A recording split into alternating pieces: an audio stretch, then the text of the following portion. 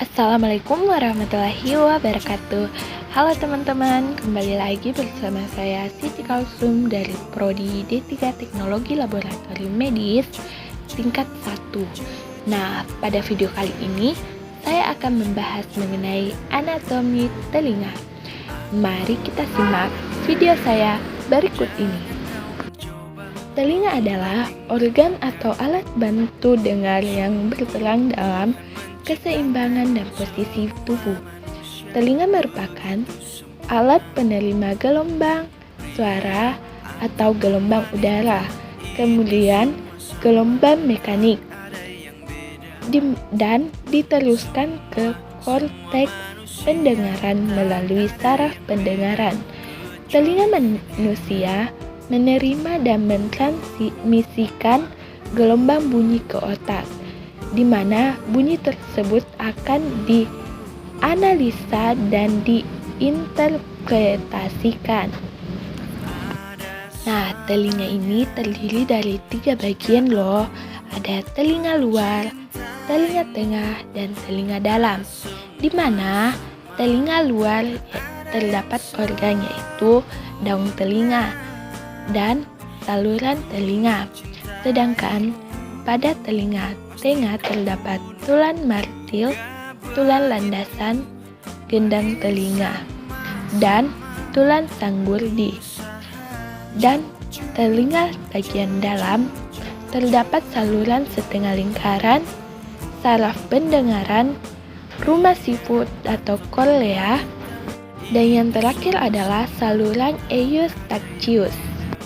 Nah, mari kita beralih ke fisiologi telinga.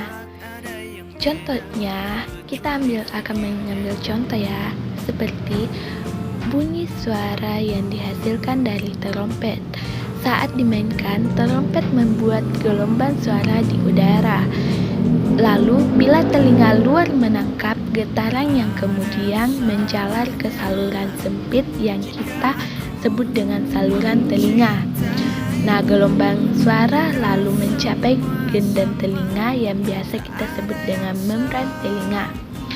Getaran ini membuat gendang telinga makin bergetar, kemudian mengalirkan gelombang ke 3 kecil ocical yang terdiri dari malleus, infus, dan stapes. Tulang-tulang ini menguatkan dan meningkatkan getaran suara dan mengirimkannya ke koklea atau yang disebut dengan rumah siput. Di dalam koklea ini terdapat cairan loh teman-teman. Suara tadi membuat cairan tersebut yang di dalam koklea juga menjadi bergetar. Nah, selain cairan, di sini juga ada sel-sel rambut di dalam koklea. Gelombang dari cairan tadi membuat sel-sel rambut ini juga ikut bergerak mengikuti gelombang. Nah, sel-sel rambut ini mengubah gerakannya menjadi sinyal listrik. Ini merupakan ion, di mana ion yang masuk ke dalam sel-sel rambut yang kemudian diterjemahkan menjadi neurotransmitter. Ion-ion ini mengikat sel saraf pendengaran dan membuat sinyal listrik yang berjalan di sepanjang saraf pendengaran ke otak. Ternyata, sel-sel rambut yang berbeda dapat merespon frekuensi suara yang berbeda juga loh teman-teman. Seperti misalnya, sel-sel rambut yang berbeda di dasar koklea ini, dia mendeteksi suara bernada tinggi, seperti suara seruling.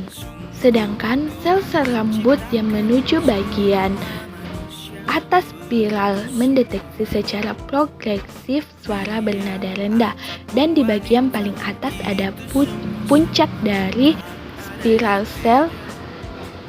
Nah, dan terakhir, saraf pendengaran akan membawa sinyal listrik ke otak yang menerimakan pesan sebagai suara yang kita kenali. Sekian dulu dari saya mengenai anatomi dan fisiologi dari telinga. Sampai ketemu di video selanjutnya.